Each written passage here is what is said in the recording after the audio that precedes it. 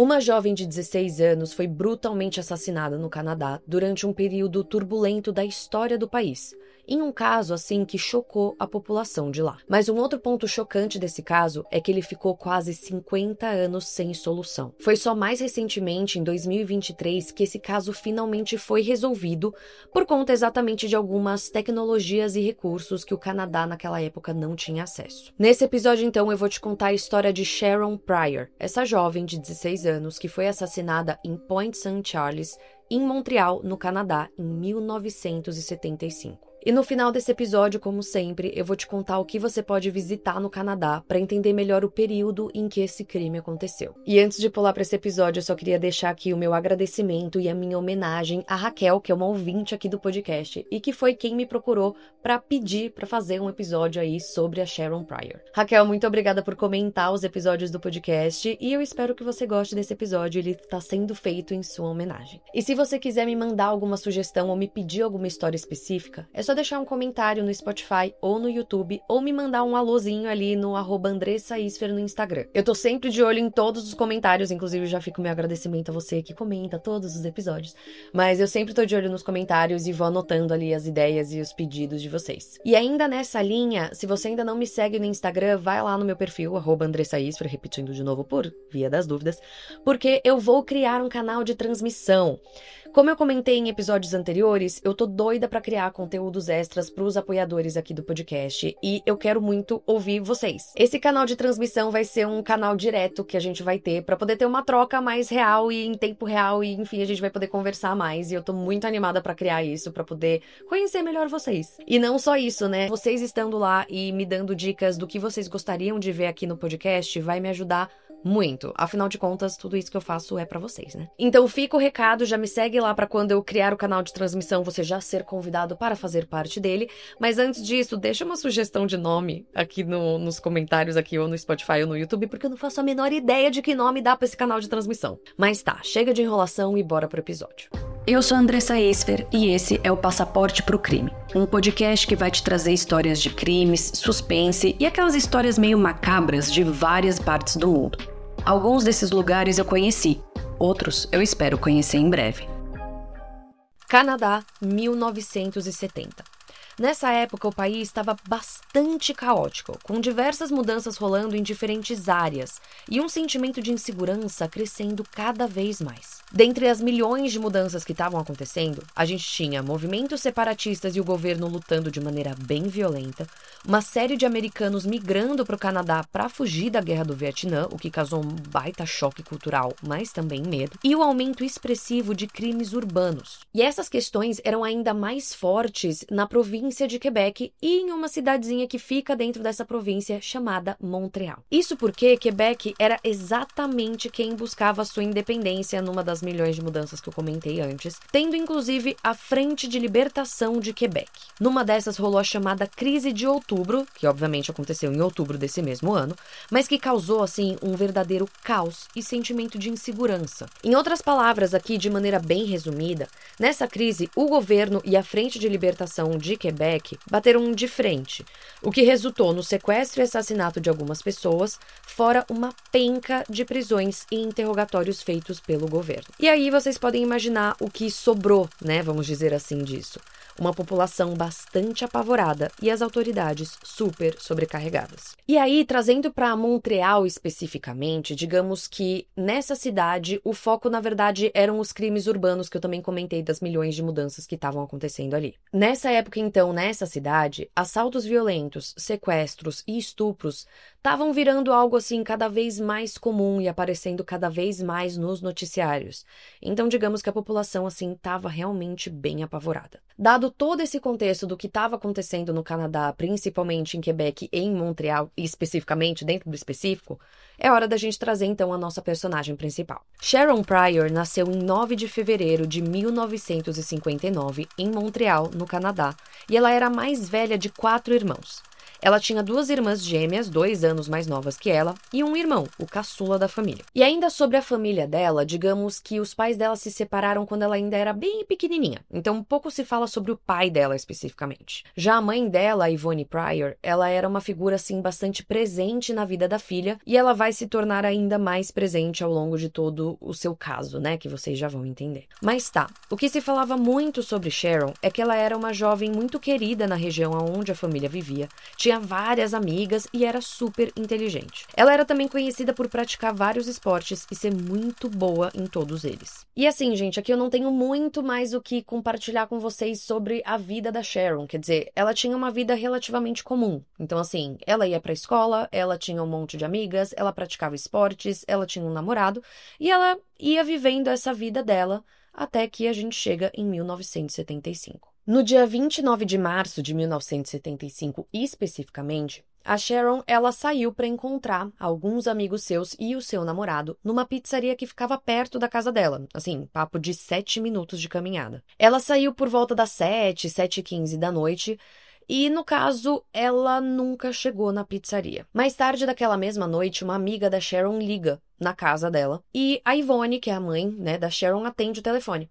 E essa amiga, ela pergunta, ela fala, oi, a Sharon tá em casa? E a mãe responde que não. A amiga, então, ela demonstra, assim, um pouco de preocupação e a mãe da Sharon, né, meio confusa, fala, tá, o que tá acontecendo? Fala comigo. É quando essa amiga da Sharon fala que, assim, a Sharon nunca chegou na pizzaria, ela nunca apareceu no jantar e que ela tinha ouvido falar que uma mulher tinha sido atacada numa avenida que ficava exatamente entre a casa da Sharon e a pizzaria onde eles, né, esse grupinho dela ia se encontrar. Bom, eu acho que eu nem preciso dizer, mas como sempre a gente diz, a mãe dela ficou extremamente preocupada, assim como seus amigos também, e então eles foram atrás de mais informações. O que eles descobriram então é que, na verdade, essa mulher que foi atacada nessa avenida não era a Sharon, mas era uma outra mulher que inclusive tinha um nome muito parecido, que era Cheryl, com Y e L no final, o da Sharon é O-N no final, porque escreve completamente diferente.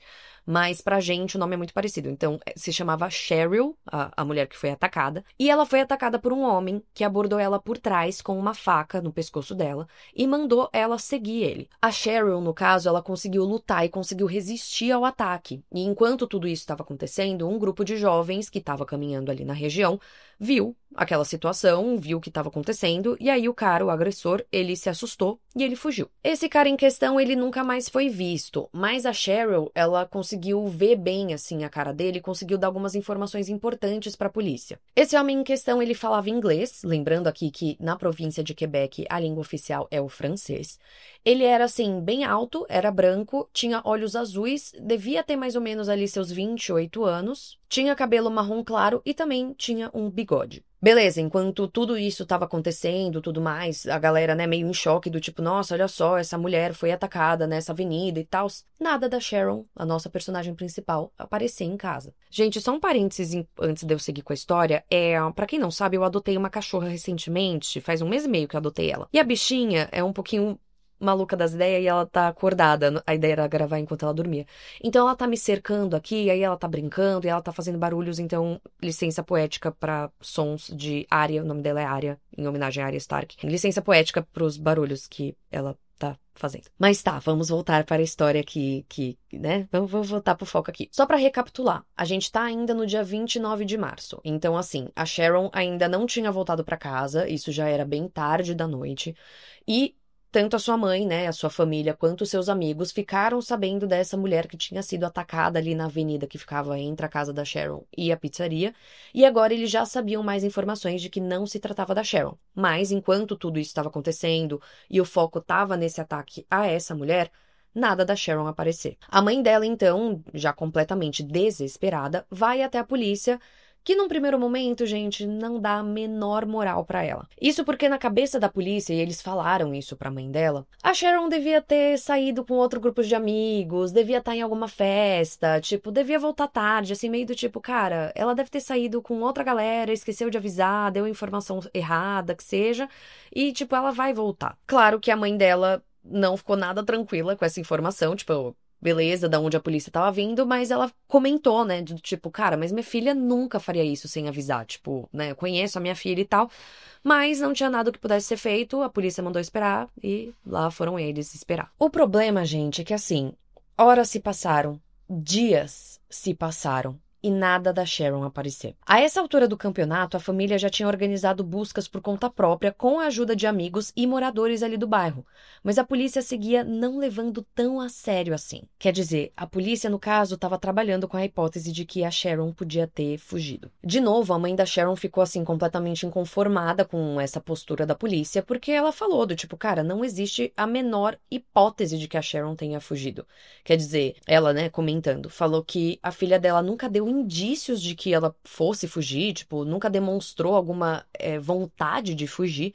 E não só isso, ela deixou pra trás, assim, pertences importantes, uma grande quantia de dinheiro, quer dizer, coisas que se ela fosse fugir, ela teria levado. E nisso o tempo foi passando, até que a gente chega no dia 2 de abril de 1975. Quando um homem, ele estava caminhando ali pela cidade de Longview, que ficava assim nas margens do rio São Lourenço. Durante essa caminhada, ele viu um corpo parcialmente enterrado em um terreno baldio. E lógico, ele logo ligou para a polícia, que apareceu ali correndo. O corpo em questão era de uma jovem que estava despida da cintura para baixo e que tinha sinais assim claríssimos de agressão sexual, espancamento e estrangulamento. Ela estava coberta por um casaco, sem as calças e com seus sapatos ainda postos. E não só isso, teve um detalhe um pouco intrigante assim nisso tudo, né? No casaco em questão, tinha uma camiseta masculina amarrada numa parte assim que servia meio como que um cinto desse casaco que ficava na altura da cintura. O que a polícia supôs que aconteceu é que essa camiseta masculina amarrada no casaco, ela provavelmente foi usada para imobilizar a vítima, né? Imobilizar os braços da vítima. E que as calças, elas foram retiradas enquanto a vítima ainda estava usando os sapatos. O que mostraria ali que rolou claramente uma dificuldade muito grande por parte do agressor, né? De conseguir tirar as calças. E muito provavelmente rolou, assim, uma luta boa entre os dois. Outro ponto também que a polícia supôs, assim, logo de cara, é que a agressão e o assassinato daquela jovem não aconteceram ali. Muito provavelmente, né, toda a ação aconteceu em outro lugar e o corpo só foi deixado ali depois. Isso porque a calça e a roupa íntima da garota, elas foram encontradas alguns metros para frente da onde estava o corpo. Então, o que a polícia achou que aconteceu foi que provavelmente a pessoa, né, o assassino, ele deixou o corpo ali e ele deve ter voltado para o carro, porque tinha marcas de pneus ali próximos, então sabiam que ele estava com um carro. Então, que ele voltou para o carro depois e que ele deve ter arremessado tanto a calça quanto a roupa íntima depois, enquanto ele estava indo embora. Então, por isso que a polícia, né, ligou os pontinhos e achou que o corpo só foi deixado ali depois. Bom, a polícia claramente logo isolou, né, a cena do crime e tudo mais, já começou a investigar, mas o caso já estava estampado em todos os jornais possíveis e imagináveis.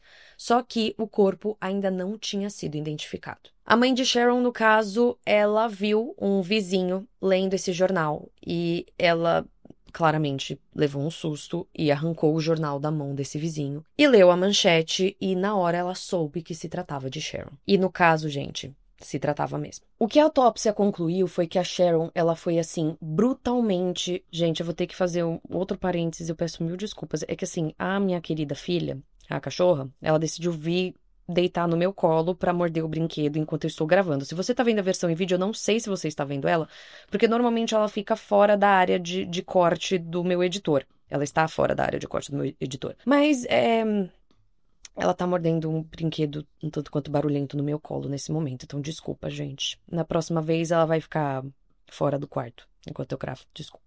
Continua. O que a autópsia concluiu foi que a Sharon, ela foi assim, brutalmente espancada, mas que não antes sem ter lutado muito pela sua vida. E ela acabou morrendo, na real, por conta dos traumas que foram feitos, assim, no rosto dela, que fizeram com que ela engasgasse com o seu próprio sangue. Assim, aqui eu preciso te dizer que também existe uma outra versão que fala que, na verdade, a Sharon, ela morreu por conta de uma hemorragia interna. Que o assassino, ele teria colocado uma pressão, no seu tórax, que teria causado uma fratura que, por sua vez, teria causado uma hemorragia interna. Mas enfim, gente, seja como for, o ponto é que o caso logo tomou todas as manchetes de todos os jornais e comoveu completamente a população da cidade de Montreal. E a família de Sharon, assim, depois de passar por todo o baque de confirmar, né, que aquela menina encontrada morta, brutalmente espancada, era a Sharon, era sua filha, sua irmã, o que seja, a família dela começou a encabeçar, assim, uma busca constante pelo assassino, que logo esfriou e parou. Aqui eu também me sinto na obrigação de te dar um pequeno contexto, assim, de como que eram as investigações policiais no Canadá nessa época em questão. Quer dizer, a gente tem que lembrar que a gente estava em 1975, então, claro, né, encontrar um assassino naquela época era muito mais difícil do que hoje em dia, com todas as tecnologias e afins que a gente tem à disposição. Mas o que tornava a investigação tão difícil, né, naquela época? Por exemplo, naquela época não era possível bater DNAs, assim, comparar DNA, a não ser que o suspeito ele já tivesse uma ficha criminal e já tivesse seu DNA coletado. E mesmo assim, gente, não tinha um banco de dados digitalizado supersônico que, tipo, você pegava o DNA de uma cena do crime e colocava ali e aí, tipo, o computador fazia trururu, que nem no CSI, sabe? Fazia trururu e aí aparecia um DNA compatível, sabe? Tipo, não tinha essas coisas não, era bem no manual mesmo. Então, a forma mais comum de se investigar um caso era se baseando em testemunhas oculares e retratos falados. Só que o ponto é que no caso da Sharon, assim, não se encontrou nenhuma testemunha ocular do que tinha acontecido. E não só isso, quer dizer, o corpo dela, ele foi encontrado a 32 quilômetros de distância da onde ela tinha desaparecido. Então, assim, para a polícia era muito difícil encontrar um suspeito que tivesse relação, tivesse ligação com esses dois lugares. Então, sim, gente, isso tudo fez com que o caso da Sharon ele fosse arquivado sem solução. Assim, eu preciso te dizer que a polícia até chegou a investigar um suspeito específico ali e ficou, assim, em cima desse caso por alguns anos. Mas a questão é que eles chegaram, assim, em vários becos sem saída e eventualmente acabaram desistindo. Mas a família da Sharon claramente não desistiu. A mãe dela, né, que eu comentei lá no comecinho do episódio que ela ia ser importante no caso, enfim, né, nas investigações do caso, a Yvonne, ela continuou, assim, levantando a bandeira e cobrando da polícia uma investigação do assassinato da sua filha, assim, em toda e qualquer oportunidade que ela tinha. Então, fosse em eventos comunitários, fosse em entrevistas que ela dava, ou o que quer que seja, ela estava sempre cobrando ali das autoridades a reabertura do caso, né, da sua filha, e que eles encontrassem quem foi o culpado e o responsável por todo enfim, essa atrocidade, né? E nisso, gente, o tempo ele foi passando, até que a gente chega nos anos 2000, quando surgem as análises de DNA. Uma coisa que eu não tinha te contado de 1975 e que eu deixei pra contar agora, porque agora que vai ser super, hiper, mega relevante, é que naquela época a polícia encontrou sêmen e outros materiais genéticos em 3 pontos da cena do crime. Na calça da vítima, na roupa íntima da vítima e naquela camiseta masculina que estava amarrada ao casaco da vítima. E a polícia, na época, ela guardou, né, todos os pertences da vítima, enfim, mas principalmente ela guardou todas essas peças de roupa que continham material genético. Então, entre 2000 e 2010, o caso da Sharon Pryor foi retomado e novas investigações foram feitas, dessa vez usando o DNA das peças em questão. Então, agora sim, a polícia tinha um DNA claro, retirado exatamente dessas peças de roupa, mas ainda não tinha encontrado o DNA correspondente, quer dizer, né, esse DNA que eles coletaram não tinha ali não tinha um rosto ainda. A polícia, então, decidiu fazer um negócio chamado fenotipagem por DNA, que, em outras palavras aqui, significa usar esse DNA para conseguir adquirir algumas características físicas do suspeito, né, nesse caso. Eles analisaram lá as coisas tudo e, no final das contas, eles concluíram que se tratava de um homem de cabelos castanhos, olhos azuis, estatura elevada e de origem europeia, provavelmente anglo-americana. Assim, claro, né? Todas essas informações, elas eram apenas probabilidades, assim, não tinha nada exatamente concreto.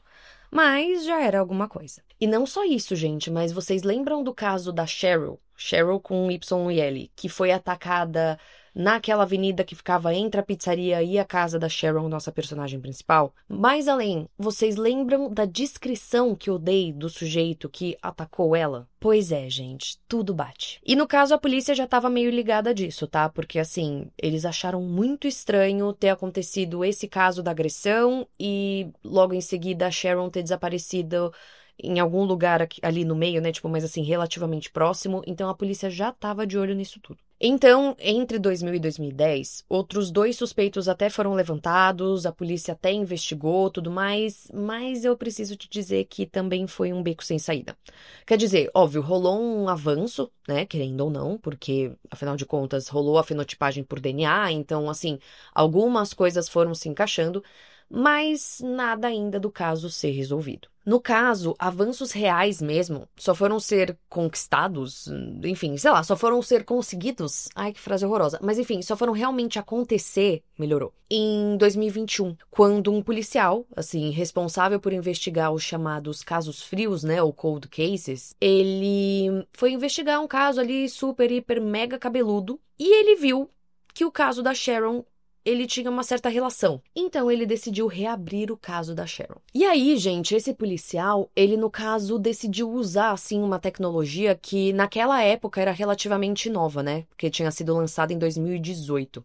E que se chamava Genealogia Genética Forense, que basicamente mistura análise de DNA com uma pesquisa genealógica tradicional. Em outras palavras aqui, meu povo, porque você deve estar só a carinha do John Travolta misturado com o meme da Nazaré, assim, sem entender absolutamente nada do que eu falei, basicamente, o que esse negócio faz, o que essa área faz? Digamos que assim, se pega uma análise de DNA e tenta ver se tem alguma compatibilidade, né? Se tem alguma carinha, vamos dizer assim, para aquele DNA. Se tem um nome, um corpo, uma pessoa para aquele DNA. Se a pessoa não encontra ninguém a partir daquele DNA, essa pessoa, né, esse profissional no caso, joga esse DNA numa base de dados genealógicos públicos, que é uma base de dados onde as pessoas normalmente colocam voluntariamente os seus dados tudo ali para encontrar ou parentes distantes ou para descobrir assim mais sobre a sua origem. E aí com isso, com esse DNA, é possível encontrar parentes distantes que tenham relação com aquele DNA, montar uma árvore genealógica e tentar encontrar ali o suspeito no meio daquela galera. Mas assim, né, você já diminui bastante quem que você tá procurando. Tá, eu não sei se ficou muito claro, mas talvez continuando a falar sobre o caso e trazendo então esse caso, né, como um exemplo, talvez clareie mais as ideias e tudo. Até porque, assim, foi exatamente essa linha de raciocínio que aconteceu no caso aqui da nossa personagem principal. Então, em 2021, o que esse policial fez foi pegar esse DNA extraído da cena do crime, do caso, né, da Sharon, e, bom, ver, né, que ali não tinha nenhuma compatibilidade e tal, aquelas coisas todas, e ele jogou, então, esse DNA nessa base de dados publicar, na verdade, né, de genealógica. Já falei o nome tudo errado, mas entendemos, né? A partir daí, o que aconteceu foi que esse DNA em questão levou até uma família americana. Essa família americana, ela no caso já tinha vários descendentes, né? Então, assim, ela era grande, pensa aí numa árvore genealógica, ela já tinha várias linhas, vamos dizer assim. Mas aí a polícia foi lá e parou pra pensar. Falou, tá, o caso aconteceu em 1975. E estima-se que na época essa pessoa tinha ali por volta dos seus 28 anos. Entre 25 e 30, né? Então, por volta ali dos 28 anos, por aí. Então, viram o ano em que essa pessoa nasceu, e que eu não vou conseguir fazer o cálculo agora porque estamos sob pressão, mas viram ali o ano em que essa pessoa poderia ter nascido e foram até a linha dessa árvore genealógica onde estariam os descendentes que teriam mais ou menos essa idade. E nessa linha em questão, tinham 7 irmãos, sendo que 3 eram homens. 2 desses homens ainda estavam vivos, né? Um morava na Flórida e outro morava em West Virginia. Eu adoro que às vezes me baixa aí uma bobice que eu falo os nomes tudo com um sotaque que só Deus sabe de onde eu tiro. Mas tá. O terceiro homem, o terceiro irmão, né, ele no caso já tinha falecido, ele tinha falecido nos Estados Unidos, ele estava enterrado nos Estados Unidos, e ele tinha morrido aos 36 anos em 1982. E aí, meus amores, se você de novo acionou a sua matemática, que no caso eu não acionei agora, tá? Eu fiz esses cálculos antes de gravar esse episódio quando eu tava escrevendo roteiro, porque a pessoa é assim, a pessoa não é boa de matemática. Na verdade, eu era bem boa em matemática, mas eu só não pratico mais, mas tudo bem. Mas se você fez os cálculos tudo, se você sacou já aqui, então assim, se o cara tinha, esse homem, né, 36 anos, por volta ali de 1982, logo, ele devia ter seus 28, 29 anos em 1975, que foi exatamente quando a Sharon desapareceu. E assim, gente, eu acabei comentando aqui uma hora ou outra que apareceu um suspeito aqui, 2 suspeitos acolá, o que seja, mas eu acabei não entrando muito a fundo nisso, tá? No total, desde 1975 até 2021, 120 suspeitos foram levantados pela polícia. Claro que nenhum deu em nada, alguns eles investigaram mais a fundo, outros não, que foram os que eu trouxe e tal. Mas assim, o nome desse cara em questão nunca tinha surgido, ele nunca tinha passado pelo radar da polícia. E então a polícia se viu ali, assim, diante de uma possível descoberta totalmente nova para esse caso, né? Então eles ficaram com os olhinhos brilhando e eles decidiram ir atrás dos irmãos desse cara que ainda estavam vivos para coletar ali uma amostra de DNA deles. Obviamente, tudo isso com o aval da polícia dos Estados Unidos, a polícia dos Estados Unidos colaborando e tal, tipo assim, todo mundo ciente, todo mundo trabalhando junto. Pois bem, a polícia do Canadá foi lá, falou com os irmãos, pegou o DNA dos irmãos e bateu com o DNA da cena do crime. E o que eles concluíram é que realmente, assim, não era nenhum desses 2 irmãos, mas, entretanto, todavia, porém, era algum parente muito próximo deles. Em outras palavras aqui, meu povo, o suspeito final, e que era muito provável de ser, era o irmão morto deles. Em maio de 2023, então, meu povo, o que a polícia do Canadá e dos Estados Unidos, né, decidem fazer?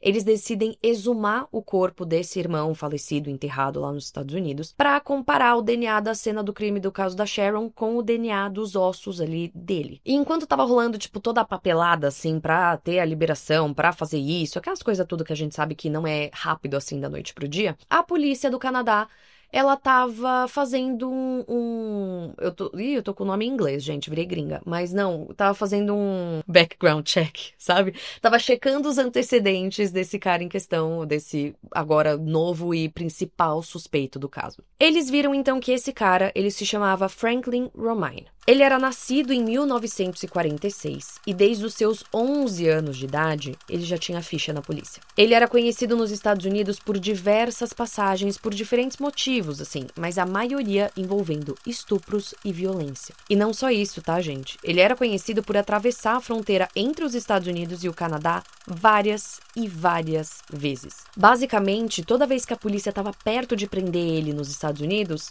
ele atravessava para o Canadá. E quando a polícia estava chegando perto dele no Canadá, ele atravessava para os Estados Unidos. Com tudo isso em mãos e com a cabeça assim, gente, girando, né? Porque afinal de contas, assim, tudo apontava para este cara em questão, para o Franklin Romine. A polícia recebe então, 15 dias depois, o resultado do teste de DNA de Franklin Romine. E sim, gente, o DNA bate. Então, Franklin Romine era sim, 100% de certeza, o assassino de Sharon Pryor. E sim, gente, caso você também tenha ficado curioso ou curiosa com relação a isso, Franklin Romine também era o agressor da Sharon. O que se acredita que aconteceu, gente, é que assim, logo depois do Franklin ele ter atacado a Cheryl com YL ali na avenida, aquelas coisas todas, e ele ter sido flagrado por aquele grupo de jovens e fugido, muito provavelmente ele fugiu por uma rua paralela à avenida que a Sharon, a nossa personagem principal, estava descendo para ir encontrar os amigos dela. E ele fugiu por essa rua paralela e, eventualmente, ele atravessou, assim, indo parar na avenida onde a Sharon estava. E aí, ele deu de cara com a Sharon e fez da Sharon a sua vítima, né, próxima vítima. Mas, enfim, seja como for, se realmente foi assim que aconteceu ou que seja, fato é que apenas 48 anos depois do assassinato da Sharon, o caso foi realmente, assim, finalmente resolvido. E antes de encerrar esse episódio, quer dizer, a história desse episódio propriamente dita, eu só queria te trazer um pequeno update da família da Sharon, porque, assim, é que óbvio, né, enquanto eu tava pesquisando, eu já fui coletando essas informações, mas eu sei que esse é o tipo de coisa que, às vezes, quando a gente se depara com um caso de true crime, que a família esteve ali ativa nas buscas e tal, a gente costuma se questionar. Então, eu só queria trazer esse né, encerramento aqui. No caso, a Yvonne, a mãe da Sharon, ela estava viva quando o caso foi resolvido. Então, tanto ela quanto as irmãs gêmeas dela receberam o tão esperado fechamento, né, que elas estavam buscando. Se você tá vendo a versão em vídeo do podcast, você viu uma foto exatamente das irmãs gêmeas e da mãe da Sharon no centro, assim, no departamento de polícia, quando esse caso foi resolvido. E uma outra foto também que eu consegui encontrar, que é exatamente da mãe da Sharon com o policial que reabriu o caso lá em 2021 e conseguiu trazer esse encerramento. Mas eu preciso te dizer que eu não encontrei outras informações, assim, mais atuais sobre elas quando eu fui, assim, gravar esse episódio. Então eu não consigo te dizer se a mãe ainda tá viva, se as irmãs estão bem, o que tá acontecendo. E vocês podem ter percebido que eu não falei nada sobre o irmão caçula da Sharon, mas é que, assim, ao longo de toda essa história, investigação, tudo mais, eu não vi nada sobre ele. As únicas que eu vi aparecendo, claramente, foi a Ivone, que ela aparece muito, que ela foi realmente muito ativa, assim, na busca pelo culpado. E as irmãs gêmeas delas, da Sharon também aparecem bastante. E com isso, meus amores, eu encerro a história de hoje. História essa que foi, assim... Nossa, uma história muito interessante de se pesquisar mais sobre. Eu achei que eu ia encontrar muitos mais detalhes, assim, tipo, que ia ser muito fácil encontrar informação sobre esse caso, e não foi tão fácil assim. E eu trago isso, assim, essa curiosidade, porque como eu pesquiso casos históricos, óbvio, é muito difícil encontrar um caso do século XII, tipo, detalhes do século XII. Então, quando eu venho pra, tipo, 1970, por aí, na minha cabeça é do tipo, nossa, vai estar tudo documentado, assim, de mão beijada, eu vou encontrar todo o inquérito na internet. Tipo, coitada, né? Também não é assim. Mas, tipo, eu sempre acho que vai ser mais fácil. E aí, às vezes, eu me deparo com casos que não tem tanta informação, assim, disponível e é sempre um baque pra mim. E não só isso, né? Um backstage aqui da gravação propriamente dita, eu não sei o que o meu editor deixou de deixar, mas, gente, Área Teresa, que é minha filha, a minha cachorra chama Área Teresa. Eu falei que o nome dela era Área, em homenagem à Arya Stark lá no começo, pra ser chique, mas tem o Teresa também, porque quando a gente tá brava com ela, a gente precisa de um nome que encha a boca. Então é Área Teresa, que aí você já mais abrasileirado. Mas a Área Teresa não parou quieta um segundo na gravação de hoje e ela ficava pedindo pra subir na cama. Só que enquanto ela estava aqui na cama gravando comigo, ela não parava quieta. Então, assim, eu não sei o que vocês estão vendo nesse momento, porque o Guilherme normalmente ele corta um pedaço do enquadramento, porque eu peço pra ele fazer isso, porque eu fico sentada com a perna cruzada e não necessariamente fica muito bonito, fica muito estético. Mas a criatura tá dormindo aqui do meu lado.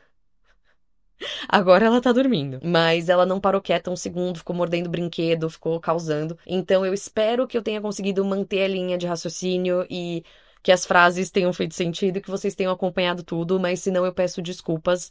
Em defesa da senhorita Área, ela teve um final de semana um pouquinho intenso, que ela passou mal, que a gente teve que levar ela no hospitalzinho, umas coisas assim. Então ela tá muito mais grudinha do que ela já é, então ela queria ficar perto de mim hoje. E aí eu deixei porque eu sou uma mãe babona. É isso, gente, desculpa, tá, caso ela tenha atrapalhado, mas acho que não atrapalhou e meu sonho de princesa é que ela fique educada e grande o suficiente pra ficar deitada comigo enquanto eu gravo os episódios, porque eu adoraria que vocês vissem a carinha dela, que ela é uma gotosura. Mas tá, vamos então terminar logo, né, esse episódio e vamos trazer então as dicas de viagem. Assim, gente, é óbvio que aqui eu não vou explorar coisas que explorem, ficou linda essa frase, né, a vida da Sharon, ou a morte da Sharon, né, pra ser mais precisa, porque, enfim, né, gente, acho que todo mundo aqui já entendeu. Mas, entretanto, todavia, porém, eu queria trazer lugares ou experiências ou museus, ou que seja, que te ajudassem a entender um pouquinho mais da época em que a Sharon vivia. Então, que levassem a gente de volta ali a 1970 no Canadá. E não só, quer dizer, né, e vamos ser mais específica, sim, no Canadá, mas especificamente em Montreal, que era onde ela vivia. Então, gente, o primeiro lugar que eu quero trazer aqui, que eu já tentei falar o nome aproximadamente 145 vezes e meu editor, coitado, já não deve estar mais aguentando. Vamos lá, eu vou tentar mais uma. É o Point Écalier Montreal Archaeology and History Complex.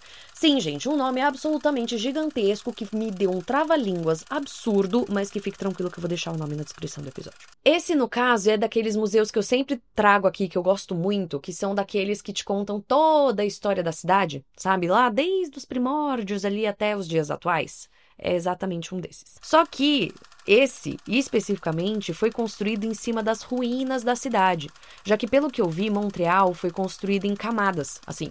Então você vai andando e você consegue ver ruínas de construções antigas e entender mais sobre a sua história. E óbvio, né, como a ideia do museu é falar da história de Montreal desde lá atrás até os dias de hoje, claro que os anos 70 aparecem ali. Mas, assim, eu preciso te dizer que o grande foco desse museu que as pessoas ficam encantadas são as ruínas. E aí, gente, vamos falar sobre coisas práticas. Esse museu precisa, sim, de ingresso. E eu vi muita gente, assim, falando que valeu cada centavinho desse ingresso, que foi uma experiência muito bacana.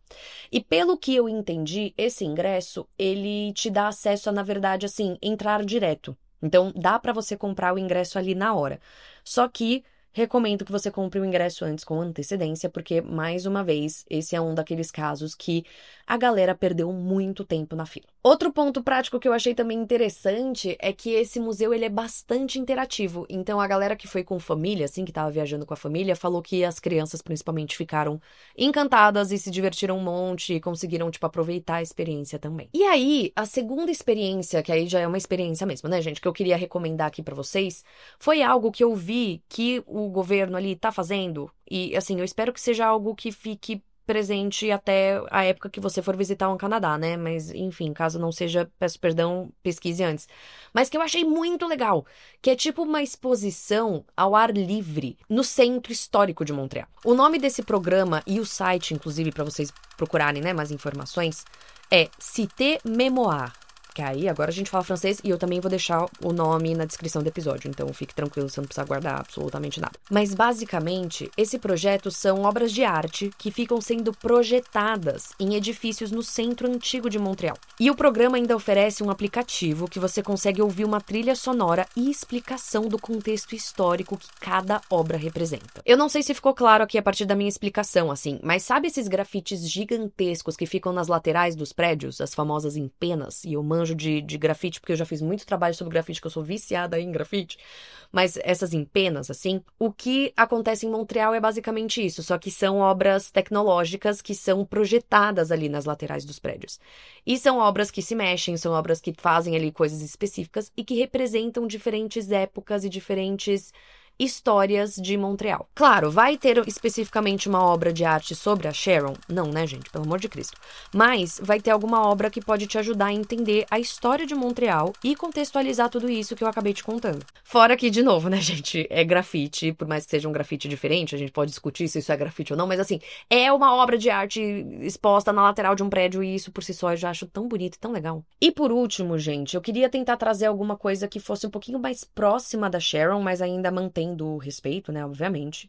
Então, uma sugestão que eu vi, assim, e que pode ser interessante, seria dar um rolê no bairro de Point St. Charles, que foi aonde a Sharon nasceu, viveu e tudo mais. Assim, gente, eu não vou conseguir te trazer exatamente, vá lá no bairro, visite o ponto tal, eu sei que tem um museu grande que fica lá, eu sei que é um bairro ainda que tem uma parte meio histórica, que é toda fofinha, que um monte de gente fala sobre, mas o que eu te recomendaria fazer seria, vamos ver se vocês acertam, um free walking tour, brincadeira, mas assim, na verdade, tipo, Andressa, não encontrei especificamente um free walking tour que te leve em Point St. Charles, mas eu encontrei, na verdade, uma coisa muito interessante, que foi um site chamado Walk Montreal, que, gente, basicamente montou um free walking tour, só que versão site. Então, basicamente, assim, você tem o mapa dentro desse site e você vai se guiando por esse mapa para visitar os lugares e aí cada pontinho do mapa eles te dão uma explicação do que é. Então, é um free walking tour que você não tem guia, que você é o seu próprio guia e você faz o que você quiser. Também vou deixar nos comentários o nome desse Walk Montreal, tá, gente? Para caso vocês se interessem e para facilitar a vida de todo mundo. Mas o que eu te diria é aquilo que eu sempre falo, do tipo, você chegando em Montreal, se você for fazer um free walking tour e você quer visitar Point St. Charles, puxa o seu guia ali de canto, fala pra ele que você queria visitar esse bairro, pede alguma indicação legal, pergunta o que você pode ver lá. Tipo, se informe antes de só pular ali no bairro, porque, né, enfim, você cair de paraquedas ali no bairro sem ter pra onde ir, não vai ser uma experiência legal. Então, tente pegar umas dicas de pessoas que moram lá, tipo, em Montreal, ou que conhecem muito bem a cidade, porque aí você tem uma orientação melhor do que fazer ali. Tá, eu acabei me enrolando aqui um pouquinho e eu perdi o fio da meada, porque essas partes eu acabo fazendo um pouquinho sem roteiro. Mas em resumo aqui, tudo que eu tô falando sobre Point St. Charles, sobre esse bairro, o que eu te recomendaria então é isso, é você buscar alguma pessoa que realmente pudesse te indicar coisas para fazer ali, e aí você entende se é do seu interesse ir visitar lá o bairro pra de repente, assim, se transportar, vamos dizer assim, pra 1970 e conseguir entender um pouquinho melhor como que era, tipo, o bairro, como que era viver ali naquela época. E com isso, meus amores, eu encerro o episódio de hoje. Episódio esse que foi um pouquinho caótico pra gravar por conta da minha cachorrinha, mas eu espero de coração que tenha dado pra entender tudo que eu falei e a linha cronológica das coisas e que ela não tenha atrapalhado tanto, tadinha. Mas enfim, Raquel, você, querida, obrigada por essa dica. Espero que você tenha gostado do episódio. Espero que eu tenha conseguido, assim, fazer jus à história. Você me trouxe essa história, você me contou um pouquinho sobre ela. E, enfim, fiz de tudo pra me aprofundar na história. Espero que você tenha gostado. É nóis, muito obrigada. Já nem sei mais o que eu tô falando. E, como sempre, só pra fechar aqui, lembretes de sempre, começando pelo canal de transmissão no Instagram, gente. Então, assim, vamos trocar uma ideia, vamos conversar, eu quero muito conhecer vocês. Então, se você ainda não me segue no Instagram, eu tô no @AndressaIsfer. Corre lá, que eu pretendo criar, né, o canal de transmissão ainda essa semana. E aí você vai receber uma notificação quando eu criar o canal. E aí você vai poder entrar lá e a gente vai poder trocar uma ideia. Eu vou poder entender melhor com vocês o que vocês gostariam de ver de extra aqui no podcast. E, enfim, vou conseguir ter mais ideias aí do que produzir para apoiadores, mas também sem ser para apoiadores, né? A ideia é ouvir vocês e ir melhorando esse podcast cada vez mais. E aí, ainda falando sobre apoios, eu queria primeiro deixar meu agradecimento aos já apoiadores aqui do podcast e eu queria te convidar, caso você escute aqui o Passaporte pro Crime, você curta o nosso projeto, considerar assim, né? Considere ser nosso apoiador também. Hoje o projeto é formado pela minha pessoa, Andressa, e pelo Guilherme. E a gente rala muito pra trazer o melhor conteúdo pra vocês. Eu tô cheia das ideias, tem muita coisa que eu quero trazer pra vocês, que eu quero melhorar, que eu quero crescer. E pra isso, o seu apoio é, tipo, muito importante.